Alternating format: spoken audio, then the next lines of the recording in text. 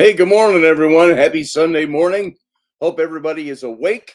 You're doing okay. You got your coffee like I've got mine. Good morning. Rainy is still not awake. She is, well, if she is, she's not up. And she's not over there. I wouldn't be so loud. She is upstairs right now. So maybe we'll see some rainy sign today. Maybe we won't. But as it is, you got me. So welcome everybody. Hope your weekend is going well. And uh, what do I have to say about that? Nothing really. So let's just forge ahead.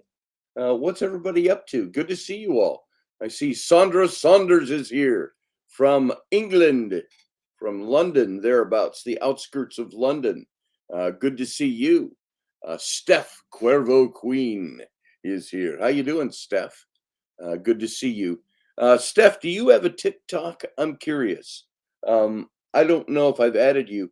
I started doing my daily one card draw a card of the day tarot over on TikTok.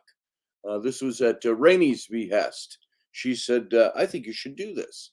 And she came down and recorded a couple of them with me, and then I've been doing them every day. And I was looking to add friends that are friends of the show. And I don't know if I looked well enough. I didn't see you.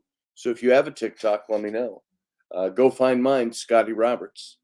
And that'd be cool. Everybody, if you're over there, if I haven't added you in, go take a look. So good morning, Randall Flagg. I see you over there. And I thought there were a couple of other people. I think I saw Antone Dabs. That's my friend Andy. I call him Andy. That's the diminutive of his official legal certifiable name. Oh, you have no contact. I have no contact. I think I added you. Oh, cool. It's good to know, Steph. Thank you. Let's see. Happy Sunday morning, says Susie Q. Good to see you. Cordia is here. In the sun, she says. Carlene Smith, welcome to the show. Good morning. Glad you're here. And so I started this little. I don't know what good TikTok does marketing wise, other than just it's like more PR. It's more getting out there what I do, and so I put it out there. So if you're on TikTok, go find me, Scotty Roberts, and you'll know me because I've got several videos up there now, just doing daily card readings. They're about a minute to 3 minutes long, something like that. Keith Ottersberg, good to see you, sir. Glad you're in here this morning. Stopped in for a few, he says, before I start PT with the puppers. Right on. All right. So happy cheers to you, Keith. Here, I haven't even had a sip of my coffee yet. I brought it down here. I sat down. I started things and hadn't taken a sip. Oh, that's good this morning. You know, I set the alarm on my phone, or the timer phone on my coffee pot, so it would be brewed when I woke up. And I messed something up. I always mess those things up. I did something wrong, and it wasn't brewed about 10 minutes before the show here, after I staggered upstairs and got myself together for the show and walked out in the kitchen. I should have checked that first. So it only brewed about a half a pot, and I just grabbed a cup anyway. So it wasn't fully brewed. I guess what's in the pot was fully brewed, but all the water hadn't gone through yet. So there you go. Yeah. So English, hard for me without a full cup of coffee in me yet. So I don't know what's going on in the political world right now. That's always a good thing to hit on Sunday, because I just haven't paid attention the last 2 days. I'm sure it hasn't changed a lot, but then again, it may have changed an awful lot. So what's going on? Let's see if I take a look at news headlines. Let's see what's going on this morning.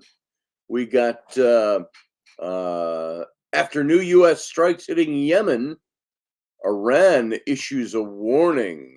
Let's see what their warning is about suspected spy ships in the Mideast. So now they're trying to lay the groundwork to be able to bomb our ships that are in the Middle East for the sake of Israel.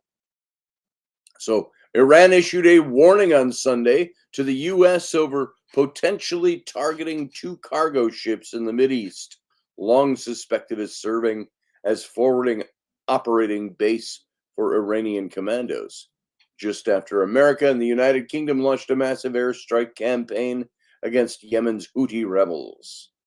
And the statement from Iran on, so why is Iran involved? Hey, we struck Yemen. Why do they want to get all in with us? Because they're funding the Houthi rebels. That's why. All that stuff that's going on is being funded by Iran, which is a huge problem. So that's going on in the world this morning. And that was just this morning that came out. What else we got?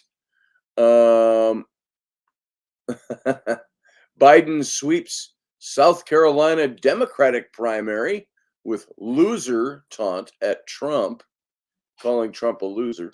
That's interesting, isn't it? So, you know what I think about Biden? My wife had a pretty good take on this the other day.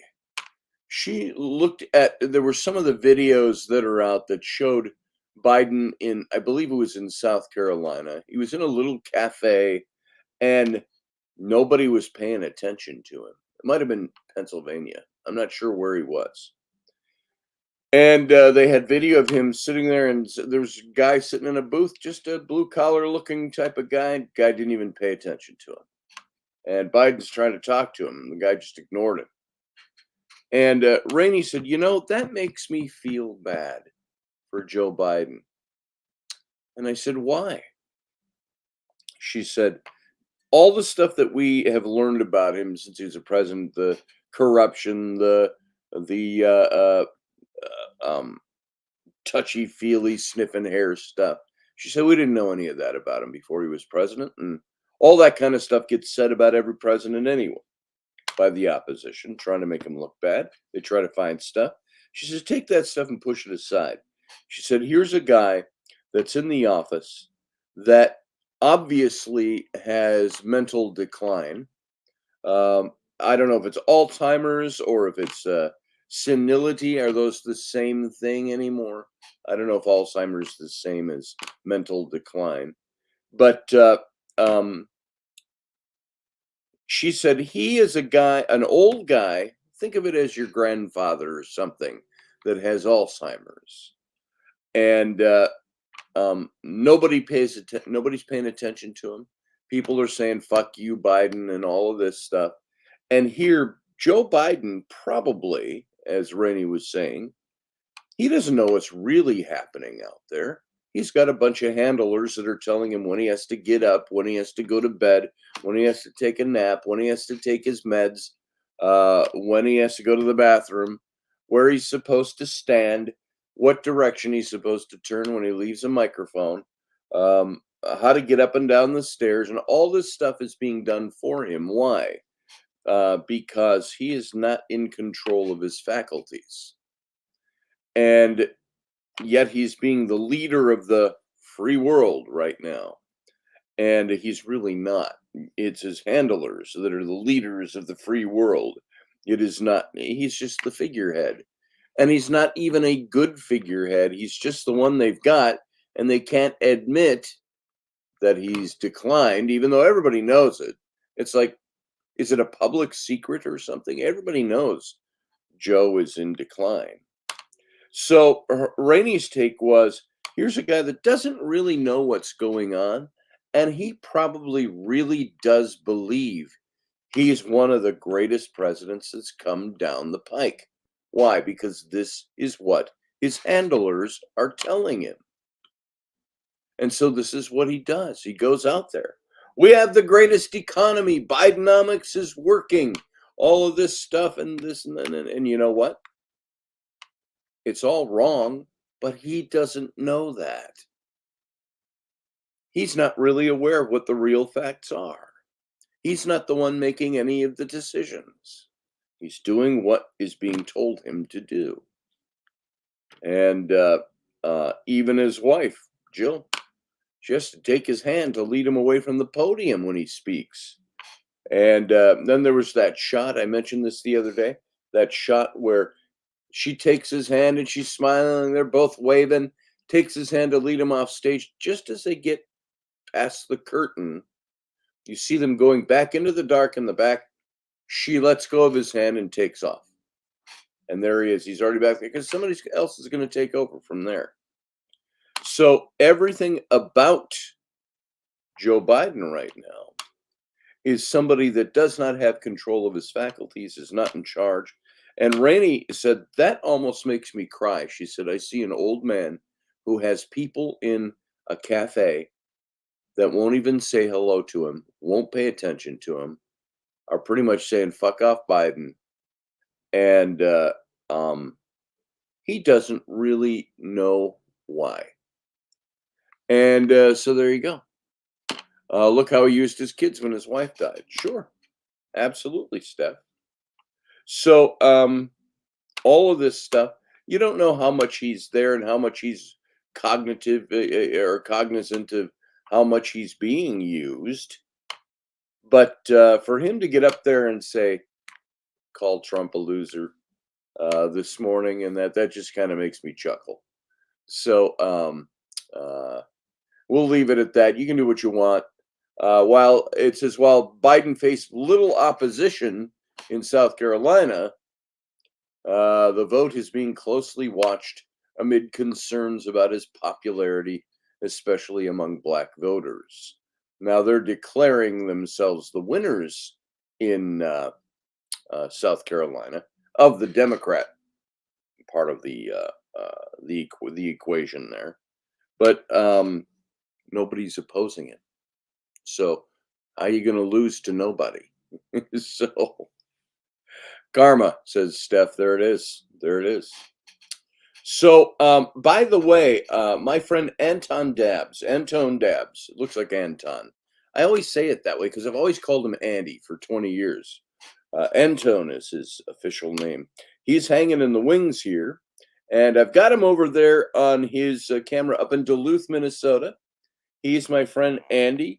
As you know, I worked on a book for him last year, and now he has written his new book, and it's coming out, his new memoirs.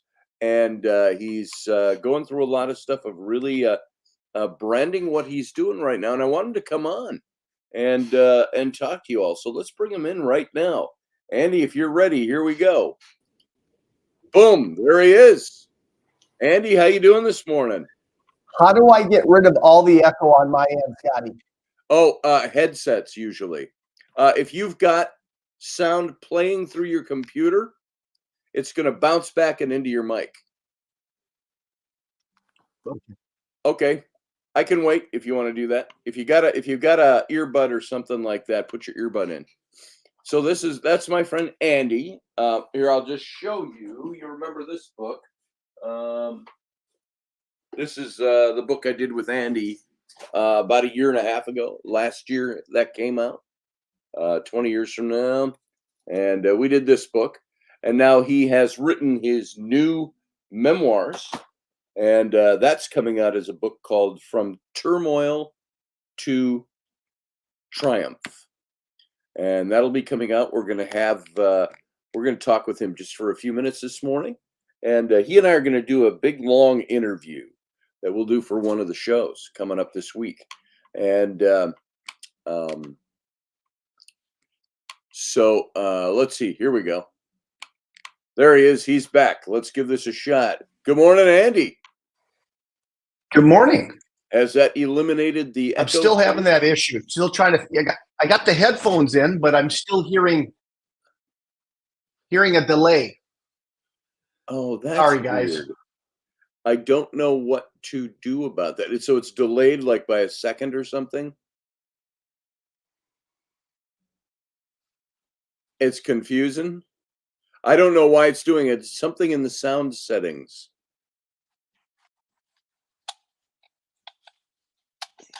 Let's see if this helps. All right.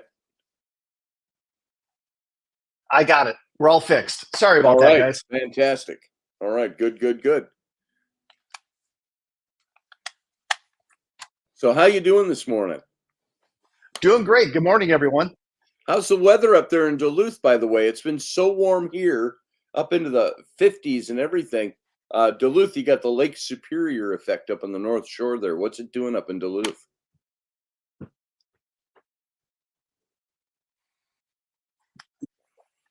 It's Still having an issue. I'll be back. Okay. All right. It's given us an issue. Well, this is kind of a dry run anyway for doing our interview. So we'll be doing an interview this week sometime. I think you guys will be very interested in hearing what Andy has to say. His book is all about his struggles with anxiety his whole life. That's something a lot of people out there deal with. My wife has anxiety issues. And for Andy, they were almost debilitating. Well, they were debilitating. There were things he couldn't sleep. You know, he couldn't because his anxieties won't let him sleep, and his he couldn't function. The whole world was always closing in on him. Yet he is somebody that managed to conquer over that, even though he's still got it. He's found ways to manage it, and he talks about that a lot in his book. Oh, here he's back. Let's see. Let's try you again here, Andy. Is that any better? Yes, I think I figured out. I had another window open. I had the YouTube window open, and that's what that was doing. So totally new to this, guys. Sorry. I've done that doing the live show, and I start getting feedback, and I'm like, why am I getting feedback? I've got YouTube open. So there. Now you're in live stream. You're in StreamYard. So yeah. No, this sounds great. I'm good now. Josh Kemp says, I have very bad anxiety issues, sleep, social, etc. So, Andy, I was just giving people a little bit of background on you. You've got your new book coming out, which is From Turmoil to Triumph. That's releasing any day now. That'll be in his hands. And he's got a book release party for anybody that is local to the area or close enough. You can come up to Duluth on the 25th of this month, and he's going to have a book release party at one of the it's Wausau. Is that the name of the Wusso's? WUSSO apostrophe S. Wusso's. It's a little cafe. We're going to have free drinks and food. That is February 25th at 3 p.m. 3 to 5. Right. So kind of short. Fantastic. All right. Oh, I have a child joining me. Yes. Can I help you? I have to show your radio. Not right now. We're doing a little interview with Andy. So we'll do it another time, okay? You can come back a little later, okay, sweetheart? All right. Not very nice. What? It's not very nice? That's not very nice. That's not very nice of me to tell you to not interrupt the radio show with your slideshow. My children, that's the way they are, Andy. You know what they're like. How many times do you say, now don't just come in and barge into the radio show with something? Now, it's a good thing this is Sunday. Sunday's informal.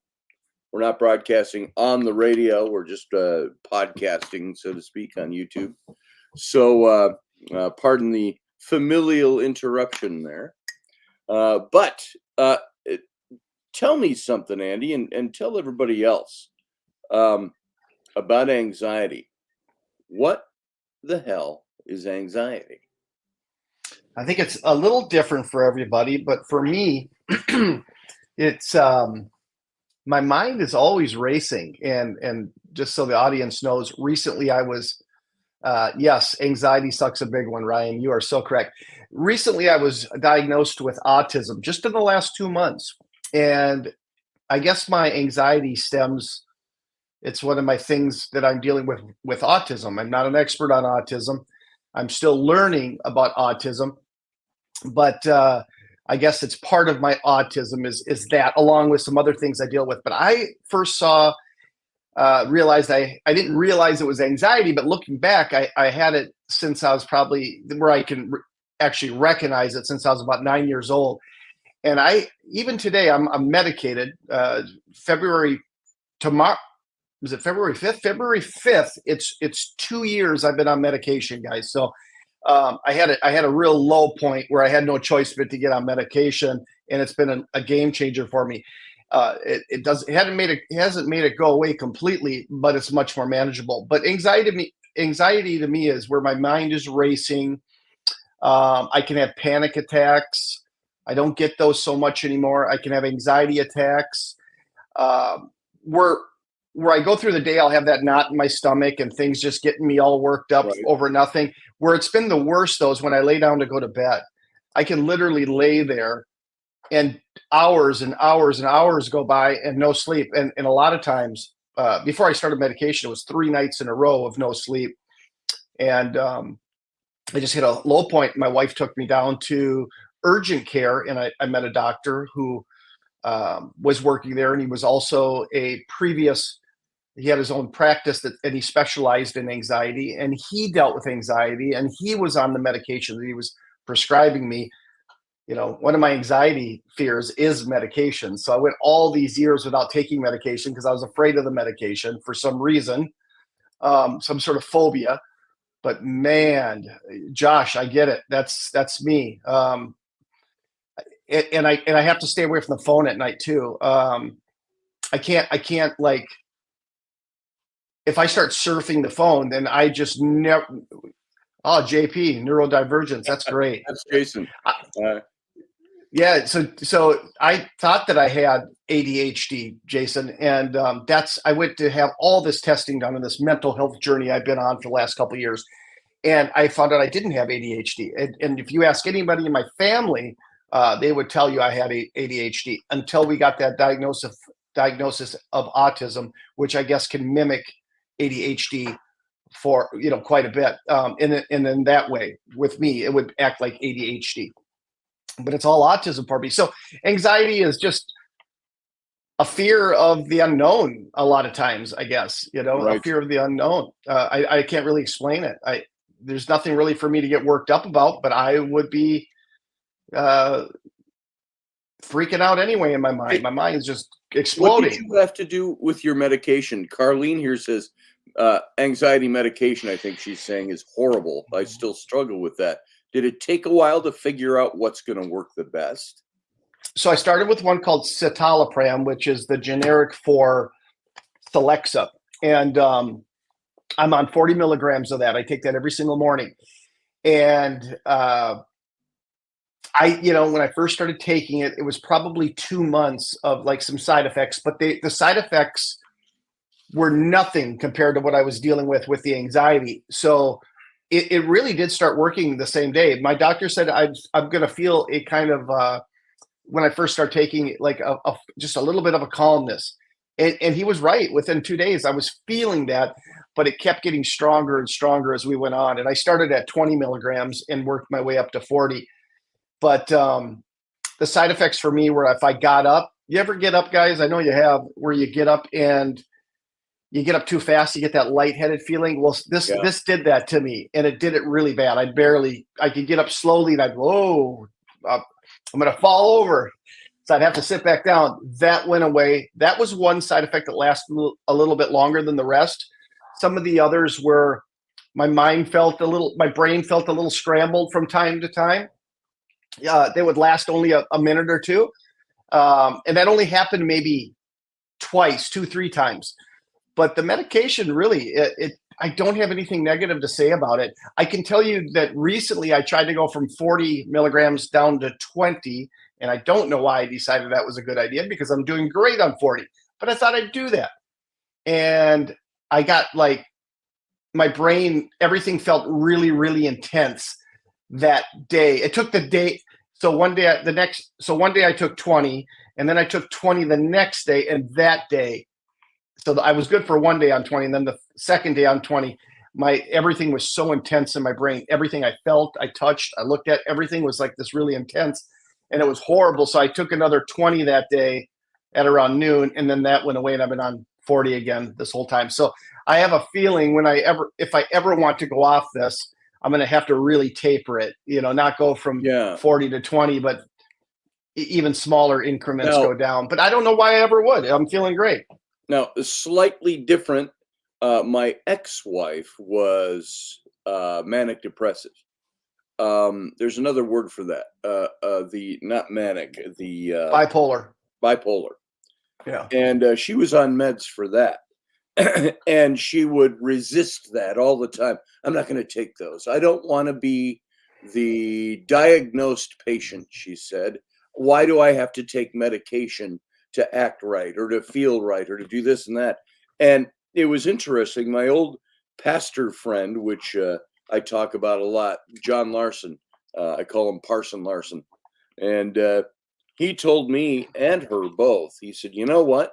He says, sometimes the body or the brain just has a chemical imbalance. He says it's kind of like you break a leg. What do? You go to the doctor and you have it mended. Or if you have a heart problem, or if you have some other kind of disorder that you've got to take meds for, epilepsy. A couple of people have mentioned that in the chat room this morning. So going in and in your own mind and saying, I have to take medication in order to be normal, and not have this bother me. How did you struggle with that aspect of that? Because according to, like my pastor friend said, he says sometimes you just have to do that and it gets you where you need to be. A chemical imbalance is just like any other thing that's not right that you treat, and you can get back to, pretty much trying to mend that. What's Yeah. your Yeah. thought on It was, I didn't want to be reliant on anything. I just didn't want that, but I took it, I hit rock bottom, and I love it. I'm reliant on food. I'm reliant on going to the bathroom every day. I'm reliant on these other things anyway. So what's the difference if I got to take an extra a pill a day? My whole family deals with anxiety. And maybe some of the listeners that Sure. deal with anxiety can relate to that. It's usually not just you. It's your, maybe a parent or both parents or a sibling or, children that you have deal with the same things that you're dealing with.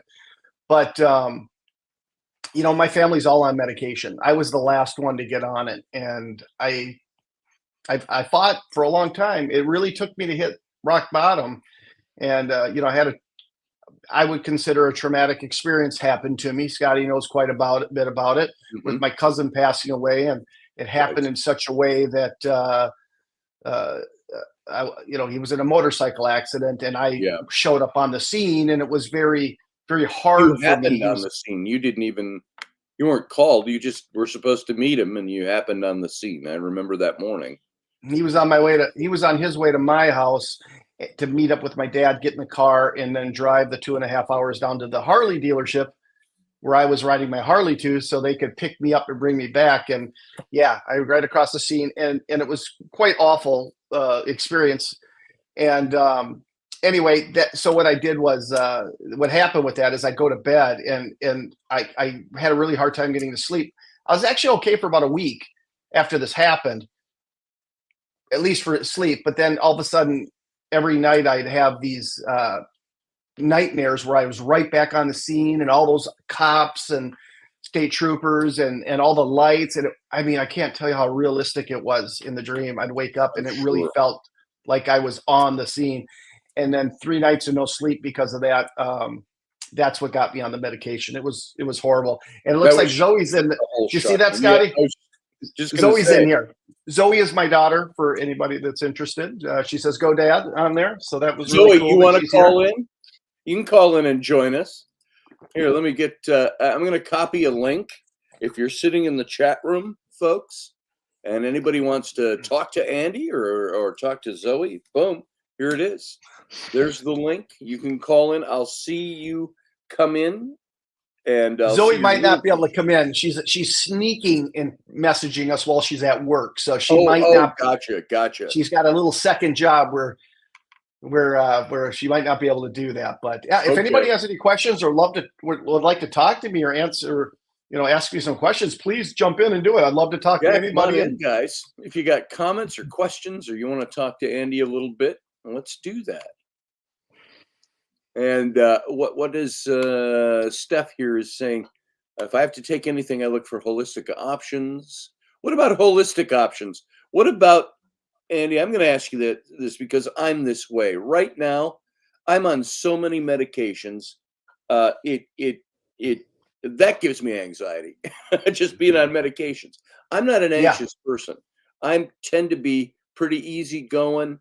I don't let things ruffle me too much. There are times, though, I have my moments. I have my nights, sleepless nights, but I don't have what you could prescribe, not prescribe, diagnose as anxiety.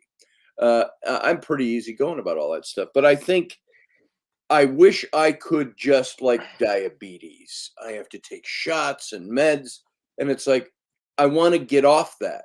And so because it's too many medications. I got to take shots 5 times a day. I got to take pills. I got heart. I got a handful of pills, 9 pills I got to take every morning for heart and everything else surrounding the Yeah. heart stuff.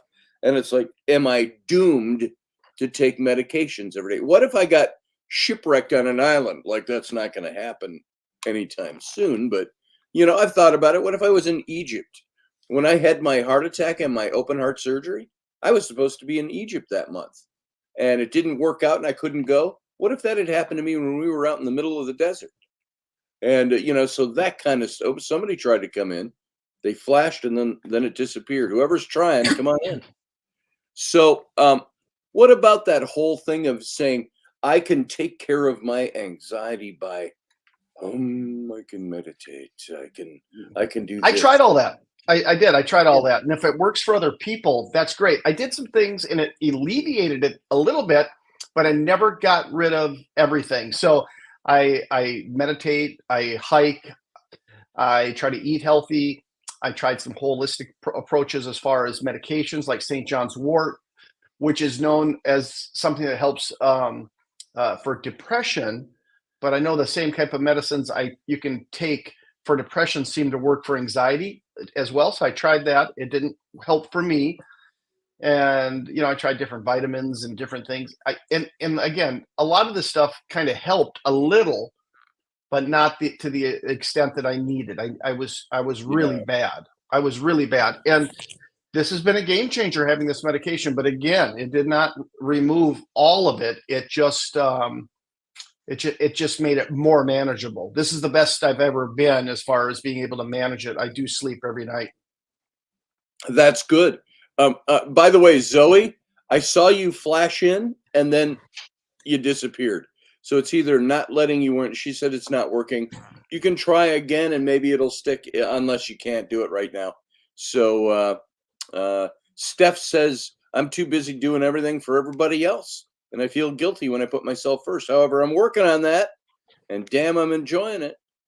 Andy has been somebody ever since I have known him. We became friends about 20 years ago. And Andy was, I don't mean to make this to diminish it. I want to say he was just a mechanic. Okay. So Andy was a mechanic, auto mechanic. And he was not satisfied just making paycheck to paycheck. And I knew Andy, maybe there were times that the paycheck wasn't always as good as he wanted it to be, didn't always cover. And he's like, there's got to be something better. And even before he got into his big business that he started, which I'll get to in a second, he was having me do things like, you remember Auto Nerds? He was trying to do something with that where we did a pair of glasses like this with the white tape on it for Auto Nerds and for an ad and a logo. And he was always trying to do something, make something work. And then he started working. I'll keep this simple because we'll cover this when we do the big interview. But he started a company called Lemon Squad, and I've talked to you all about Andy before. Lemon Squad was a company that would, to boil it down to its simplest terms, Andy would go out and inspect used cars for people who wanted to buy a used car. He'd do it for insurance companies and all that. And it started to be so much work, he had to hire other mechanics. And he'd say, we'll do this for X number of dollars per inspection. You call the website or call my number and we'll get a mechanic out to you. And he ended up in every city, in every state. If you had a car you wanted to buy, you could go to his website, sign up, and if there wasn't a mechanic he had in that area, he'd call and find one and get him out to you. And within 24 hours, and Andy built this business up from just doing it in the Minneapolis, St. Paul area, then outstate Minnesota. Then he expanded to Wisconsin, the Dakotas, Iowa, and it got so big he couldn't do it himself. And he kept hiring these mechanics, and he ran this business really for years all by himself out of his house. I'll put it this way: out of his back bedroom, which was his office, and then it got so big that I won't give you exact figures. Andy can do that if he wants to, but be 3 summers ago now, I think it was. I was sitting at the table at Andy's house. As you all know, I would broadcast my show from up there. I'd be doing work for him, and he got off the phone and he said, "Well," he said, "I just sold Lemon Squad, and I am now a multimillionaire." And so it was like, so Andy has, through anxiety, through the things that would hold him up, apparently now finding out he's been autistic all this time, all these things that are debilitating things for people, Andy didn't let that debilitate him. He found ways to make himself work around that, take medication if he had to, meditate if he had to, do all the things, and he kept going. And now Andy is somebody who is really, pending apocalyptic destruction of the world. Andy is somebody who's probably set for life and doesn't have a care in the world, but he keeps going. And he keeps. I got to brag about one thing about you before I let you talk again, Andy. Up in Brainerd, Minnesota, where he lived about 3 hours north of here, he was up in Pequot Lakes. He built a skateboard shop. I remember him saying to me when he started that, I sold Lemon Squad and I got nothing to do. I'm working for them, but I got to start a business. I got to do something else. And he starts a skateboard shop of all things. Oh, I think I got Zoe. I see you, Zoe. I can't add you in yet. It says to add you. Maybe it's just your sound. We'll add you and see if you come in. But I've added her. I don't see her yet, though. So he started a skateboard shop, and she disappeared. It's fighting her today. So he and then he built right attached to it an indoor skateboard bowl. You know what those are? The indoor skateboarding, so you can do all your stuff. And I got pictures of it. We've got a video of that up on YouTube even. And so then last summer, at some point, they decided they wanted to move to Duluth, about another hour and a half or so away. And so they moved up to Duluth and they sold the lake property. And I was going to ask him, I asked him, what's happened to the skateboard shop? You were over there every day. He says, you know what he did? Andy, I'm bragging on you because I respect this so much and I wish I could do this kind of thing. He gave the skateboard shop to the city. He donated it to the city so the city could use it municipally to have kids come in, and the city owns that shop now up in Brainerd. I mean, yeah, you put hundreds of thousands of dollars into creating something like that, and it was fantastic. I mean, it looked great. But then talk about the skateboard shop. What made you decide to go ahead and give that to the city? I'm curious. So I skateboarded a little bit when I was younger, and I rode BMX bikes and stuff. And so I've always had a thing for that. But it was also, I felt like the city needed a safe haven for the kids, a place to go. So it wasn't like just a shop where you go and buy your stuff and leave. I had couches and video games, and Yep. it was just a safe place. They could come in, grab a water and just hang out. And, so that was the thing. So when I moved, I couldn't take that away from them. This has become a way of life for some of the people, some of the younger people, and some of the older people too, who are into it. So I just couldn't take it away. So, nobody had the money to buy it from me over there. It's not a thing, so either shut it down or give it away. And there's no way I was going to let it just shut down. So it's a thriving business over there right now. It's called Brainerd Skate Company, and it's doing well. And it was a cool place. Yeah. And I'm now the looking city for a is picture of it right now while you're still talking about it. and now the city is has donated some land that they're going to build an outdoor skate park. So that's been approved, and hopefully they get that soon over there. So that will add to the lifestyle and help the store and all that stuff too. Very So cool. it was fun. That was a labor of love for sure. And I just love helping now, people. was that the plan with it from the beginning? Because I don't think you knew you were going to move to Duluth, but did you have in the back of your mind, I'm not going to be here forever. I'm going to build this thing, and maybe I'll just end up giving it to the city. I mean, Yeah, what was your I plan? always knew I always knew I'd probably do that. Yeah. That's pretty cool. And folks, I got a picture I just saved. I'm going to bring this up because this gives you just a touch of a feeling. It's not the video or anything like that, but this gives you a bit of the feeling for what his place looked like and how Andy did things. And let me find it here. I just saved it right here. I'm going to open this up for you. This is the building. It's a little building in Brainerd that Andy had me do some designs, and then he had a designer do the outside of his building, the right colors. I don't know if you did all the color choices and all that yourself. Here you go. There's the building. This was Brainerd Skate Company, Skate Co. And so that gives you just an idea. Just look at I look at that, and it's inviting. And if you're a skateboarder, and all behind those windows on the right, just right with the black awning over them, that was the skateboard bowl is in there. And so it was pretty cool, I thought. So it's a great looking building. It almost looks Photoshopped, doesn't it? But it's not. It That's does. what it looks like. And it's not Photoshopped. This is just a shot I took of the building. And I took this to get the Brainerd water tower in it in the background. Yeah, that's cool. So this was just a picture off my phone, not Photoshopped. So I thought it was pretty darn cool. By the way, here's Josh Kemp is coming into the show. He might want to ask you some questions, Andy. Hey, Josh. What's going on, guys? How you doing? Doing Josh. good. Hey, Andy. How's y'all day going? We're doing good. It's 9:44 in the morning, and I'm fully caffeinated. I'm feeling good. Andy's 5 a.m. to 6 a.m. up, and Andy is the guy who will call me every morning at like 10 minutes to 7. Hey, good morning. What you doing? So,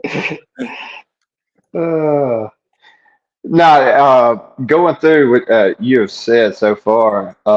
you two talk for a second. I'm going to go warm up my coffee. I'll be back in 30 seconds. All right. So it started in my mid-teens with anxiety and stuff.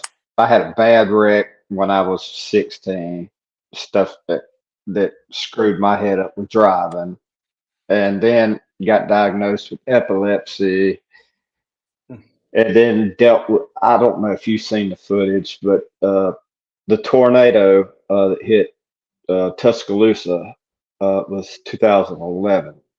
Where it leveled the whole town. Yes.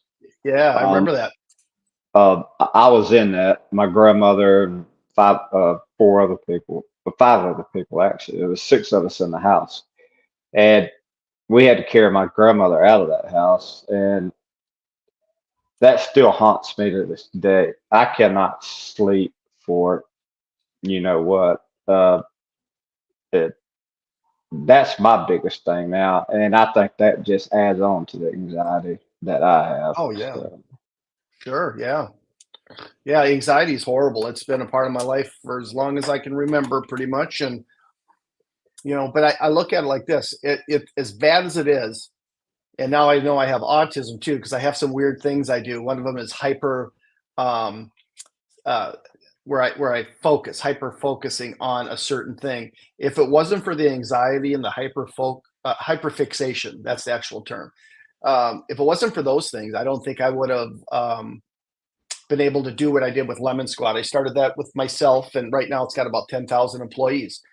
And I don't think I could have built that up to what it was if I wasn't so focused on what I need to get done, not letting anything get in the way of getting those things done, but then also so anxious that I was going to fail. And so it was horrible. It was horrible. Lots of stress. But if it wasn't for all that stuff, I probably couldn't have done what I did with that company. It was quite the Understandable. feat for me. You know, I don't have a college education for business. I'm just a greasy mechanic that had an idea and worked really hard, and it paid off. Right. Well, that kind of sounds like what I was already kind of doing some weather stuff when that happened, but I've turned that I don't make no money off of it, but I got a group on Facebook that, I mean, that's all I do. I mean, because I don't sleep anyway, but I just straight up focus on that, and I put out warnings and forecast So, models and you know, stuff like Andy is a that. good person to talk to if you want to figure out a good way to make a business run. I've got Ryan Gale here just as Anton. Anton, I always say Anton because I'm not used to calling you Anton. Because I've called him Andy for 20 years. Anton, any suggestions for others to make their own business be successful? And that's kind of what Josh, if I'm correct, that's kind of what you were talking about too. I got anxieties. I'm starting a business, or I've been working on this business. I didn't hear the whole thing you two were talking about because I ran upstairs to get coffee. But there is a question: how do you work through the anxiety stuff and do what you're doing? And Josh, do you want to stay on and have more questions, or I can let you go? No, that's it, buddy. I was just Okay, wanting to put that in there. So cool. I'll Very listen. nice to meet you, And Josh. let's see if Andy gets to more stuff. Yeah, Thanks nice to for meet Hey, you. calling Ryan. in, Josh. Ryan, let me talk to you for a sec here on your question. So it's really tricky, there's a lot of luck when it comes into having a successful business. A lot of people have some great ideas and they don't ever get off the ground, but they have the potential to get really big. It's just timing and luck, but that's a hard question for me to answer without knowing more about the business.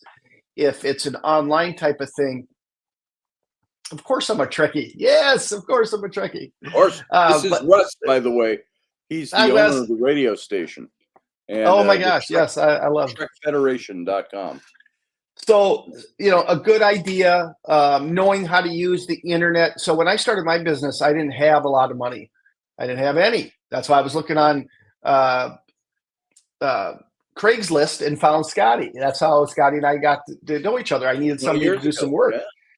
But knowing how to utilize the internet as best as you can to get the most out of it with no money, and I got to be pretty good with that, and still am. But a good idea, timing, luck, utilizing the internet. I don't know all types of businesses and what would make them the greatest, but I know internet-based businesses and what to make them work. If you ever want to get a hold of me and talk more about it, tell me more about your business. I don't know if it's up and running already or if it's something you want to get up and running. Reach out to me. I'll put all my contact info in to the chat thing before I leave, guys. So anybody, please join my I have a YouTube page now that I started a couple weeks ago. So I'm doing videos. It's got to do with mental health and business. And let me put up the link for your while you're talking. I'll put up the link to your YouTube. He's got a lot of cool stuff up there. He's talking about the anxiety stuff. He's got that stuff up. But he also, and I love these because they're. I don't know what you guys think of this kind of thing. Sometimes just to be calm. I love. Oops, it started playing one of your videos here. I'm just looking for something to watch. And Andy, do you have an exact link for that? I go to get the link for your YouTube, and it has youtube.com/channel/ and 50 letters. Do you have it set up as Anton Dabs by any chance? I think it's Anton _Dabs. I was just looking. Let's see. Can I put it Anton here, maybe? _ Let me try that. Look at that stuff I enough. just sent to you through Let's see. our Let me take a look. Okay, where are you? Where'd you send that to me? through this what is this thing called that we're on StreamYard Oh, messaging? on StreamYard. Did it go into the chat room? Oh, Yeah. the private messages here. Okay, there we go. Yeah, it's a big long. Oh, there's all your links. Let's go with. I wanted to grab. You know what, folks? Let's grab his YouTube here. There it is. I'm gonna copy that link. Copy, and I'm gonna paste it in. If you want to go see his videos. Oh, I started saying he's got these hiking videos. He goes on hikes in the North Woods up in Minnesota on off Lake Superior. You can go take a look at that right there. There is his link to get in. It's got an @ symbol in there, which is weird. They started using the @ symbols over there in the address, but you can go there and see that. There is a ton of his links. I'm going to copy them all right now and just put it in one post here. If there's anywhere you want to see anything about Andy, he's got it covered right here with all these links. I don't think they're active links that you can click on in the window, but you can copy them and paste them over. And so, well, what happens if I click on one of those? Oh, I see. It's just putting it into the window. So there you go. There's a bunch of those. You can go take a look at his stuff. Go look at his YouTube channel. And you can see more about him, what he does. His business videos are on there. And they're shorts. It's not like, oh, I got to sit for 40 minutes and listen to somebody drone on about business. No, he's got short entrepreneurial clips, last a minute or two. And then he's got his longer ones, which are kind of cool. Just his hiking, and you're out in the woods with him. He's got a head camera on. So I'm pretty new to this YouTube thing, guys. I've only been doing it a couple weeks, so please yeah, don't be too harsh on me. I'm getting more comfortable with it, but it's been a little bit of and growing. Andy is somebody that's not used to talking on camera, and he's getting used to that. And he's doing that. He was not comfortable with it. I think some of his anxiety was built up about that too.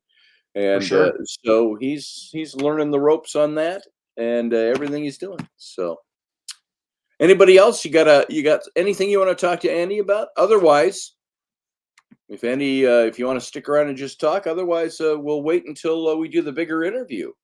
Let's do that. I'm going to dip out. Unless anybody's got a question for me, I'm going to dip out. All right. All right. I'm good.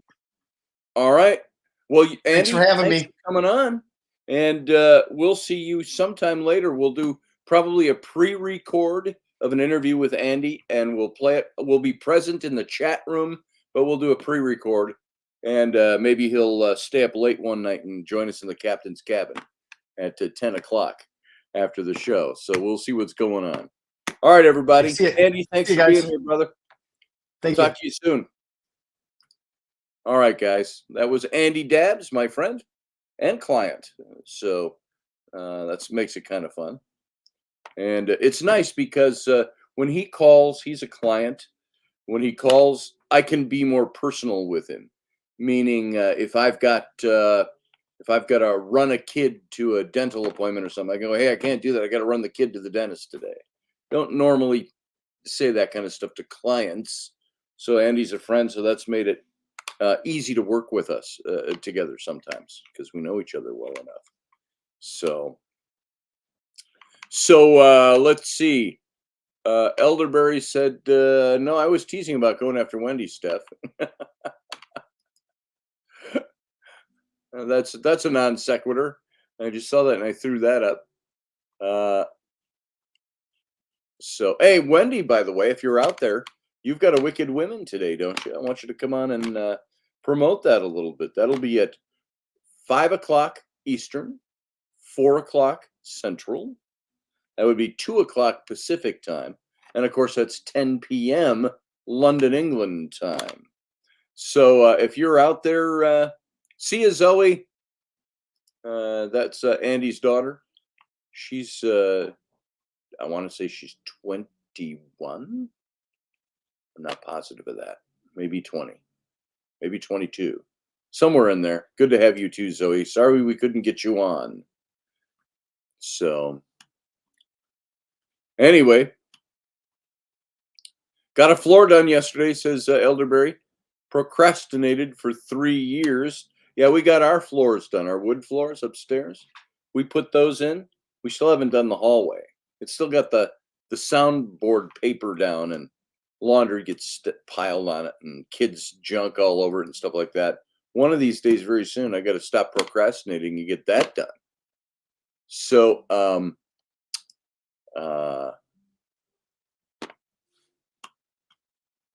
it's just like I'm getting comments on some things. All right, that has nothing to do with the show. Sorry about that. So, how's everybody doing? JP, you out there? You want to talk? You want to pick up the slack for me here today because I'm a slacker? Anybody else want to talk? I got nothing in particular to talk. You know me. I could just go and keep talking, but there is. If you guys want to call in, I'll give you a minute. So Andy, I've known him for, like I said, 20 years, and it's been very cool. He's been good to me, and as a client, this is the thing about Andy. I noticed he's a very, very giving person. For somebody to have made it big, and by big I mean he made it. I got KB. Hey, here's KB. Good morning, everybody. Hey, it's a beautiful Sunday morning. Doing okay, Scotty. Like I said, I'm here with Scotty. Enjoyed Sunday mornings around the table, and Yeah. I like it if Scotty can talk the talk, and anybody else can come on and join Scotty. Like I said, it's always good to see Scotty on here on a Sunday morning around the table. I don't know if you've seen the footage, but Absolutely. I'm getting a little feedback from somewhere. Oh, I was too, Scotty. I was too. I was a little feedback. Maybe it'll stop here. Here we'll get JP in here too. There you go. So look at that. We got SR, KB, and JP. Get all my oh no, where did Anton go? Anton's gone. Okay. He's gone this morning. We're gonna do an interview with him this week sometime. And cool. I was coming on to just hang out with a fellow neurodivergent for a little while. We tend to gravitate towards each other. Yeah. If you look at friends groups with like ADHD kids, other neurodivergent, we kind of end up revolving in each other's, oh goodness. Jason, how many ADHD kids does it take to screw in a light bulb? Want to go ride bikes? Let's go ride bikes. Yeah, and that's the thing is like there's probably some people out there who would get offended by it, but I lean into it. And one of the things that I was kind of going to say is that people who have autism or ADHD or other neurodivergencies or things like that, it can be very overwhelming. It can be discouraging, things like that, because you have that sense of why can't I be normal? Everybody else can be successful at things. Why can't I? All kinds of things like that. And one of the things that's kind of always helped me through the years is to try to remember out that, that there's a lot of people out there who have been very impactful upon society and on like global type scales that, now as we look at their behaviors and we look back into history, we look at their habits, their behaviors, the way they did things, it's especially easier when, you could get people on film and you could do, recorded interviews or things like that. Once you started being able to do that, it became, you have a good body of data to work with to make some, I don't want to say scientific wild ass guess, but I also don't want to say assumptions, and I definitely wouldn't want to say a diagnosis, but a high probability of things. So, and one of the ones I love to lean into, Winston Churchill. If you look at all of his behaviors, how he responded to people, his habits, how he did everything, there's a lot of stuff there that suggests that Winston Churchill was actually ADHD. Oh, And it's like, look, Winston Churchill can be part of the crew that literally saves the world from fascism and Yes. imperialism. The sky's really the limit. You just got to figure out how to work around it. And I've also figured out, for me anyway, one of the things that really helps me is if I understand how something works, I can manage it. yeah. Yeah. And because with ADHD, you do have comorbidities and things like that, of anxiety, of depression, etc. And I've dealt with my own struggles with that. And so it's, once I understood what was going on, it's one of those things where I can be like, okay, all right, so we're having an issue with dopamine production or dopamine uptake, or whatever. And all right, that's what's going on here. So kind of, I think, by the way, the spinning wheel. by the way, and people will notice this about you, Oh God. and probably about me. I deny that I have ADHD. My wife insists I do. What? Squirrel? Yeah. Because I've got 100 different things I want to do at once. But people who can talk the way JP does, or me, or other people that just talk and talk and talk and talk, and you can go nonstop. And That's transition usually subjects an like ADHD mid-sentence and keep up. Rocky and I, we did Scotty, radio. when did ADHD come into effect? My generation, and I was last 10 when I years. was, there was no such thing as the ADHD when I was coming up. When we And all of were a kids, sudden, in didn't even know what the that 70s and 80s, they started talking about ADHD, and all of a sudden, all the kids now are medicated. All the kids are medicated. I can't think of anybody when I was growing up that was medicated and had ADHD. Well, Ritalin. They put them on Ritalin. On that note, here's one of the things, like the factor into things, or something to consider is look at the lifestyles of humanity. Well, when you were a kid, right? Yep. There's a lot of things going on, and we got ass whoopings. Well, it's not about ass whoopings. Well, Okay, it's not that. But I mean, look at this generation. I mean, look, they don't show no respect to their parents. They show no respect to authority. The whole 9 yards. I mean, they have no respect for anybody. That's not necessarily or inherently an ADHD thing or a neurodivergent I think it is. I think it is. That's a societal thing.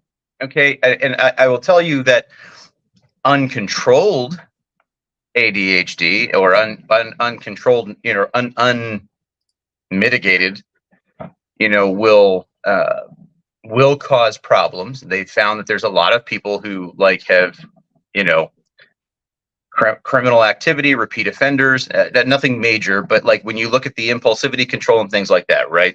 So take the ass whooping thing out of it. All right. And I understand that, believe me, I got my own as a kid, for, dumb stuff that I did, whether it was a physical ass whooping or a verbal ass whooping, or it was, taking away of privileges, or something that some sort of punishment was involved that actually hurt. Grounded. We were always right. Grounded. But if you also look at how active are kids today versus how active kids were when you were a kid, right? So a lot of stuff can be mitigated actually through intense physical exertion. All right. Your body can naturally self-regulate through intense physical, regular intense physical exertion. So lifting weights, running, playing basketball, playing baseball, playing football, doing all the things that are associated with training that stuff. And it also adds a level of structure and discipline, right? Today, it's a video game generation, man. The Atari came on the scene in the 70s, late 70s, and then Famicom, Nintendo in the very early 80s, at least here in the States, and you start seeing shifts, and I'm probably overgeneralizing a little bit. It's fun to have a culprit you can point a finger at, but we lead very, very different lifestyles today as compared to when you were a child. You know, I look at my dad. Okay, Way my back dad. when you were a child riding Right. your Brontosaurus.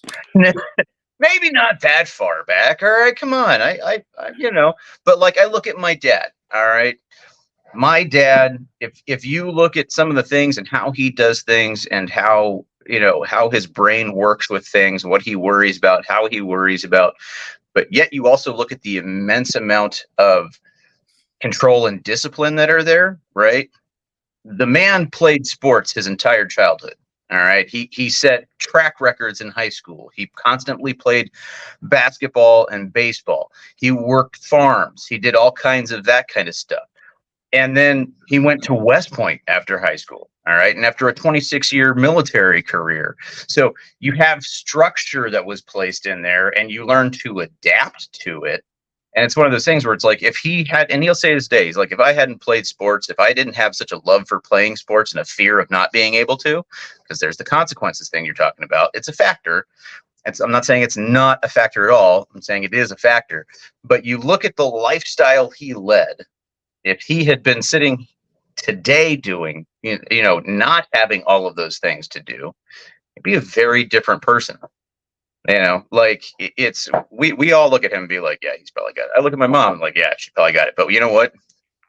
She does the 500 club in real estate and things like that. She's been doing successful real estate since, good God, 86. Like it's manageable and it's controllable, and you got to look at the environments we are growing up in today, that our generation is growing up in today. I think that plays a huge factor in why you see a much more recent and recent's relevant explosion, if you will, of ADHD and other neurodivergencies. There weren't things in check in society, in our very culture and how we did things that mitigated a lot of those things. So, by the way, I just read something here that while you were talking, I was paying attention with one ear. Oh, it's okay. I'm used to talking with nobody listening. So, just looking where to go next. I had called up a thing where a guy put up something about how many ADHD kids does it take to screw in a light bulb, and there were 1,000 answers. But yeah, he had put this up. Now, I read this and I go, "This is me," so I'm probably ADHD. Listen to this. He's talking. Well, it takes a little more than reading a comic, but yeah, or a joke. He's answering the question: How many ADHD people does it take to screw in a light bulb? And he says, 1, to take the spent light bulb out, then find a way to dispose of it properly. Wouldn't want to just put it in the trash, right? Do you do your research to find out how to do that? Then realize it's far too much work and just put it into the trash bag. Then, because it's glass, you want to take the trash out so it's not dangerous, but make sure the bag is more full to maximize that efficiency. So throw out a bunch of other stuff. You go around the house and grab all the little trash bags everywhere, stuff them in, that you've been meaning to do too. Then put a new bag back in the can. Then go get the new light bulb, but realize it's not with the other light bulbs. So create a new spot for all of the light bulbs in the house, clear out a cabinet, clean it, put all the new light bulbs in that place. You go, this is now the place for the new light bulbs. That way, next time a light bulb is needed, they're all in the same place. Then put the light bulbs on a shopping list that will be lost between now and the next shopping trip, so it's not forgotten. Yes. And after all of that, you finally get around to, did I ever replace the light bulb? And so you go find the light bulb and hopefully not get distracted before you go screw it in. And that's absolutely true. Like That's what I will do very similar things, but one of the things that I have developed, because as you age, your brain chemistry changes and things change, and in life, which then you create your new neural pathways and behaviors because of, you know, exposure to things or new life lessons that, you know, like, well, I'm not doing that again, and it sticks there. I get overwhelmed and I will shut down. I will hit a point where I'll be doing all of that, and then I will get overwhelmed and I will shut down. My brain is just like, Like, okay, I'm nope. done. And it's like, I don't know, pressure release valve, or it's a, you know, the brain's overheating. We need to shut down. Sorry. Yeah, I find it hard to believe that you were shut down. I really do. I find that almost impossible that you were shut down. What type of medication do you take for your ADHD? Are you on medication? And do you feel like it works and it changes you mentally or what? So at the moment, I'm actually not. And I did that very, very purposefully, because up until right around Christmas time, I was actually looking at trying to get my warrant reinstated and go back into the Army.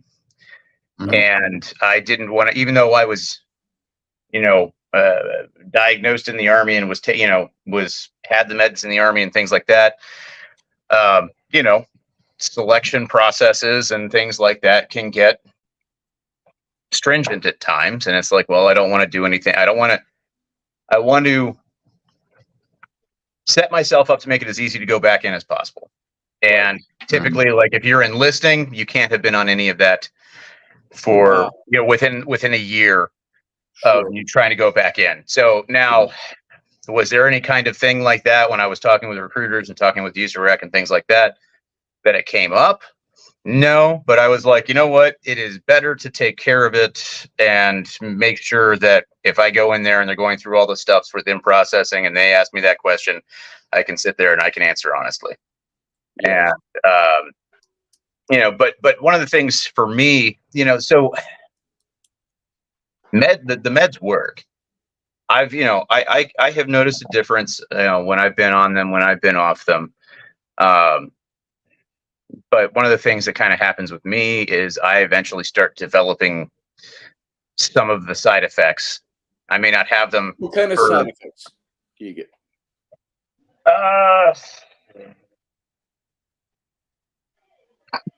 Like, is it embarrassing? I mean, is it like some of it's sometimes, like, you know, dealing with stuff won't go away for 5 hours, but or that's the other drug, or having issues with maintaining, or sure. you know, things like that. Because what I happens, didn't mean to drag that out of you. No, it's fine. It's fine. I was just trying to think of how do I explain this? You know, but please don't squeeze the shaman. That's all. Say again. Just tell them, don't squeeze the shaman. You'll be all right. Don't squeeze the shaman. Oh, by the way, Rudy, I don't know if you're still there. Said you were going to go 2 minutes ago. Yes, I've got something for you to look at pretty soon here. So probably tomorrow we'll talk about that. If you're still there and you heard that. Yeah, but you know, I would have issues with you because you're dealing with brain chemistry. Sure. Right. And you know, and I have been on sertraline, which is Zoloft, and that they give me that to help offset sometimes the anxiety that can come from taking something like Adderall, which is an amphetamine salt. So you're taking a stimulant, right? And so when you take stimulants, you can develop anxiety or, you know, comorbidity and things like that. So I've been in periods where it's been. What's that other word you used about morbidity? Comorbidity. What is comorbidity? So that would be like ailments or issues that coincide or come along with or present also with something. It got really popular in usage when they started doing the whole COVID thing. Is when you really started hearing a lot of it in the regular, you know, conversational world. But you know, but like I've had issues with the Zoloft where, you know, I couldn't, you know, wasn't in the mood. Yeah. Wasn't whatever, because it's a mood altering drug. You're impacting your levels of brain chemistry, brain chemistry levels, the ability for the brain to either produce or, do what they call reuptake, right? SSRIs, selective serotonin reuptake inhibitors, things like that. And so you can have these, side effects. And for me, I knew that I was probably the Zoloft for me was not working anymore, where I kind of got to this point where I didn't care. And not like didn't care, but like, whatever. I Like, know what you mean. yeah, I had no motivation. There wasn't even like the littlest hint of a fire under my ass to get things done at work or in life. It's like, whatever. And that's just because brain chemistry changes and what's going on. This wasn't doing anything for me, or it was too much. Right. And I like what Elderberry said. He said doctors like to practice medicine on kids. I now believe that. Yeah, I mean, I think doctors do that. They have a tendency of giving kids medications. Medicate him. He's bouncing off the walls in the house. We got to slow him down. So they're medicating. They're slow him down. Here's one of the things that's going to bother me with that statement. All right. Now, a couple things. One, when I was dealing with ADHD kind of things and looking at that sort of stuff when I was a kid, right? I literally had a doctor tell my mother he just needs his ass beat. All right. So not all doctors are like that. I have a huge problem with and it kind of applies to just about anything, the over generalized, broad sweeping, one fell swoop, I am saying without making any kind of differentiation between anything that doctors do this, or politicians do this, or the guys walking down the street do this, right? Throw some in there, because you know what? And yeah, I've only been kicking on this planet for 41 years, so I don't hold a candle to either of you guys. But I have seen I have been through a lot. And the fact of the matter is there's tons of good people out there who are trying to do the right thing and desperately want to do the right thing. And then you're going to have the bad apples. And I think it's a really big problem when we overgeneralize. Yes. And, Elderberry, I don't disagree with some of what you're saying. But I will say that there are things I've gone through that I know what you mean. Maybe you're using a play on the word practice. I don't want a doctor practicing on me either. I want him knowing what the hell he's talking about when he works on me. But I'm alive today because of doctors. And so I'm okay with that. Yeah. I don't agree with everything a doctor does. I look at my wife has been trying to get things taken care of with some of the stuff that's going haywire with her. And she's frustrated as hell because everybody just tells her, well, it's just in your mind. You should go home. And that is a problem. And that's kind of a problem that it becomes inherent with how our system and all of its amazing capabilities. There are kind of inherent problems that have cropped up within the medical system. In fact, that a doctor only gets an average of 15 minutes with a patient. There's not enough troop to task. Like, we don't got enough doctors to be able to handle the volume of people going in, to be able to get the really dialed in care. But that's a sad and unfortunate thing. So if anybody randomly out there is listening, just trying to figure out what do you want to do with your life, maybe be a doctor. I don't know. We need to pump those numbers up. Get the resource available so that you can have more than just 15 minutes tops with a doctor. And by the way, Morgan Snow, she says her daughter was diagnosed with ADHD when she was about 10, and her meds just made her sick, so they stopped taking them. That's actually one of the things I want to talk about. Same for everybody. That's one of the things I want to talk about. When you go into something, once you've finally figured out what's going on, you have to make a commitment to if it is something that is negatively impacting your life. Okay, you have to make a commitment and understand that, hey, one way or the other, whether it's through medication, whether it's through, discipline regimens that you've created for yourself that helps you manage it, exercising regularly, only eating certain kinds of foods, whatever it is, because food types can really mess things up. Sure. But you got to be willing to, okay, I'm gonna get this under management. This isn't working. You have to be willing to look your doctor in the eye and say, hey, this isn't working. I don't know how to spell it any plainer to you so that you can understand the words coming out of my mouth, but this isn't working. We need to try something different. And understand that it's a process. There are things that you can do. There's a genetic test that can be done that can tell you how your body metabolizes different kinds of medicines. Some insurance companies will cover it, some won't. I know on its own, it's pricey. But it'll tell you if your body metabolizes properly or efficiently or effectively certain kinds of medications, and in that it typically has stuff about your typical ADHD meds, meds for depression, etc. And so if you're in a position to be able to do something like that through your doc, check that out and see what comes back off of that, and then be like, okay, let's try going in this direction with this, because every drug interacts differently with your brain in terms of how it gets things to either produce more or not necessarily produce more, but prevent reuptake of certain neurotransmitter chemicals. So that way you're operating at a normal level, not necessarily increasing production of something, but it's slowing down the reuptake. So it stays at more normal levels, or consistent levels. But you have to be willing to try stuff. And if you have a doctor that's like, nah, fire your doctor. Yep.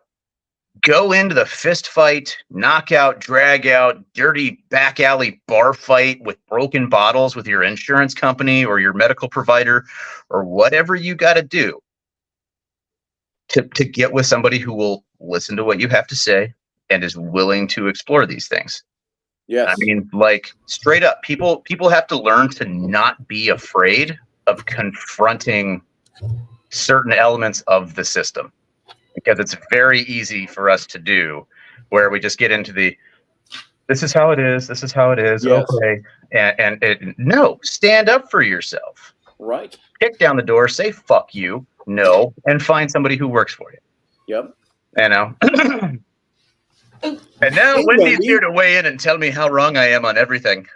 I'd never do that, you fibber. You're right. You would politely message me afterwards. I will. I don't even do that. Come on, I don't even do that. Do I? I'm so not often. Did you hear that though? They think Winston Churchill had ADHD. You cheeky Brits. Well, if he did, we kept it quiet because we don't want you to know. And then there you go. I already do know. What are you talking about? When I was a young man, I never had AD. Never. I don't even know what I heard your friend talking about his health issues and anxiety and everything, and I was just like, wow, it's really interesting. And then I was listening to young whippersnapper there in the corner. Thank you. He just disappeared. Oh, that's you're talking about me. So I thought, because I can relate to everything you guys are talking about, because obviously I have, health and conditions, and over the years I've been pumped full of a lot of wrong drugs. When I first had chronic fatigue, they put a lot of experimental drugs, which didn't always have the best effects, and then because I have one autoimmune disorder, it's gone from one to another. So I have underactive thyroid, I have Hashimoto's like Raini has. I have inappropriate sinus tachycardia. and other such conditions, and they all interact. And over the years, what I've learned to do is listen to my body, and not always be pumped full of medication and stuff. But I mean, if you have thyroid issues, you're going to need it. You're going to need to take something for that. Although in England they try really hard not to give you it. My sister is struggling for them to give her thyroxine because they just, they won't unless you come. Levothyroxine. So levothyroxine. Yeah. Or, I don't have Hashimoto's. That's right. Yeah, it's the same drug. But over here they won't give it to you until literally you are 100%. If you're borderline or anything similar. So like, I felt really ill before I went on. Sounds like a VA. Please give it to me. Oh no, you're not. So I think it's really important to find a really good first of all, find a really good doctor that believes you, because first of all, they don't believe you half the time. It's all to do with money and how much it's going to cost. Secondly, is to find a good consultant. If you can find a good consultant, and in the UK, it's not that, we have to wait for it. And then thirdly is like take care of your body best you can, as in food, diet, be careful, your stress levels and stuff like that. But I know the hardest thing for me was getting someone to believe that I was actually ill. That was the hardest thing, because if your blood work doesn't show it, that about taking care of yourself? It just has now there is a nutritious breakfast. If your doctor doesn't believe you and your blood tests show my blood tests were always negative, and they were like, well, they're not checking for the antibodies. We can see that you're ill, but we don't actually know what's wrong with you. And in the end, I got to a point after 9 times going up to casualty and A&E, you just feel like I want to sit in front of a bus on the road, because they just don't believe me. And I started this journey at 17 when I had mono. You guys call it mono, but we call it glandular fever, and that's how it went from down there. So when I talk to Raini, I can understand where she's coming from, because we've had the doctors, they don't have all of this stuff. Hashimoto's, ADHD, all of these things are in that nebulous where doctors can't put their finger on it exactly, so they're guessing. That's absolutely right. Yeah, and they guess at the meds, and they guess at the treatment. Are you hiding, Jason? Yes, I am. Yes, I am. So my mom has Hashimoto's, right? My mom has Hashimoto's. Yeah. It took her forever for them to figure out what was going on. Totally. The doctors will sit there and they'll run the TSH tests, because that's the gold standard for thyroidism and hypothyroidism and all that. Right. They don't naturally, or they're not naturally inclined, or it's not part of protocol to look for the antibodies that are associated with Hashimoto's, because Hashimoto's is an autoimmune disease. Yeah. And what's great for me is okay, maybe it's not great for me, but I use the hell out of the VA. Okay, can I get my own medical insurance stuff at a deeply discounted government rate because I'm a government employee and all that? Yes. But I kind of also look at it like, you took 11 years out of my ass. I'm getting every dime out of it. I don't blame you. And so that's my primary care. Plus, I've had very good experiences with the VA for the most part. I think that I was listening to Scotty, because I was listening to what you take a day and what they put in your body, and I could feel your frustration about I don't want to take all this stuff, I really don't want to take it all.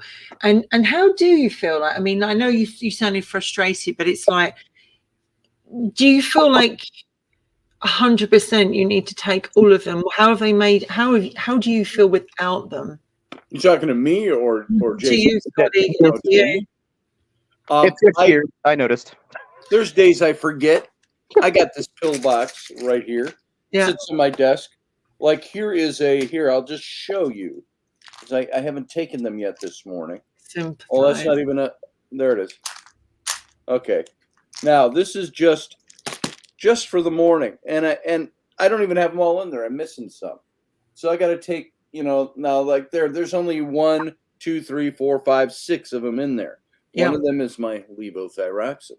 Sends me. I got metformin in there. I got carvedilol in there. I've got Jardiance in there. I've got something else, losartan in there. So I got all those I have to take, heart and all of that. Some days I forget. Yesterday I totally forgot to take my meds. Now, I don't feel bad during the day, but I think if I stop taking them for a long enough period of time, all of these drugs have been in my system for 10 years. Yeah. Well, 7 years since the heart surgery. I've been on this stuff. And so what would happen if I just stopped taking them? I know levothyroxine for thyroid stuff. They say you stop taking that.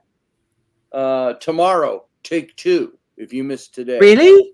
Yeah, that's what they say. No, not here. Like if you miss one, then take it as soon as you remember, and tomorrow just take it normal time. They told me to take 2 to make up my endocrinologist. He told me to take 2 to make up. And what strength are you on, Scotty? I don't even know. I should know that. I don't know. I got this, I got my bag. I don't know. I'm on 25, and they said to me, like, it actually says on the box, if you forget it, take it as soon as you remember, and tomorrow just take your normal tablet at the normal time. Frankly, I don't know what it does for me. I don't know what would I be like if I wasn't. Do you have an underactive thyroid, or do you have Hashimoto's? I don't have Hashimoto's. Because Hashimoto's is where your immune system eats away at your thyroid. But when you have an underactive thyroid, it means it slows down. It's not working properly. And even so, it just versus hyper. You got overhyper. They're already talking to Raini about too much the possibility of thyroid cancer. Yeah. For Raini, and they're already talking about taking out half her thyroid. I'm not hiding anymore. You're what? I'm not hiding anymore. Yeah, there you go. Yeah. Oh, Jason slinks onto wicked women now. He's kind of like this. Hello. I'm afraid of starting fights. I got to do better about that. I'm sorry. No, he just like you get to be in his bonnet and he's away, and then you're like, and here is Jason, and he's off. He's just like he's gone, and I've got an info dump. I got to get it all out. And nobody hates you whatsoever. Nobody thinks, oh God, it's Jason, whatever like that. And you are eye candy. And I said that to you before, and you're like, no, I'm not. Wait, who's saying he's eye candy? Well, because the girls, when he comes on looking the full Monty. You are the only eye candy here. They go, they say, oh, look, the eye candy's come. I mean, Michael obviously looks great. I have to say, Michael looks great when he comes on. He looks fabulous. But Jason, sometimes when he's got the full Monty going, it's like, well, hello. Whoa. I'm not getting naked on camera. That's what the full Monty means. Wait, what are we missing here? No. I don't want any misconceptions. Nobody's doing the full Monty. You know what I mean? When you dress the part, you look great. You really do. I guess I clean up okay. And he's like, oh, I don't think they like me. I was like, everybody likes you, Jason. It's just that sometimes you go off on one, and we're like, and breathe and zen. It's hard to get zen sometimes with certain topics. I know. Well, today should be a good one though, because you might be okay. But I mean, don't know. I've had my first cup of coffee. We'll see where we're at after I get through a couple of more. Like we're talking about Groundhog today, just bringing this on. I didn't mean to like I was talking about health, but it's like we know what it's like to literally, when is our life going to change? When is this pattern going to change? When am I going to get that career break? When is my relationship going to prove? And feeling like you're constantly on that hamster wheel of I can't get off. And that's certainly how I feel certainly in my life right now. And I think Scotty feels like that in. Yeah, I long for the days where I don't have to take meds for anything, and I don't think I'll ever have those again, unless they'll come one day. He's back. It will come. Believe me. Believe me. One day you will not take nothing. I'm just saying. I'm just saying. Don't kill the messenger. I'm just saying. Why you Fine. gotta be One morbid day- like that, man? This wasn't a dark show, and then you said that. Yeah. Ken, I mean, do one you day know it will.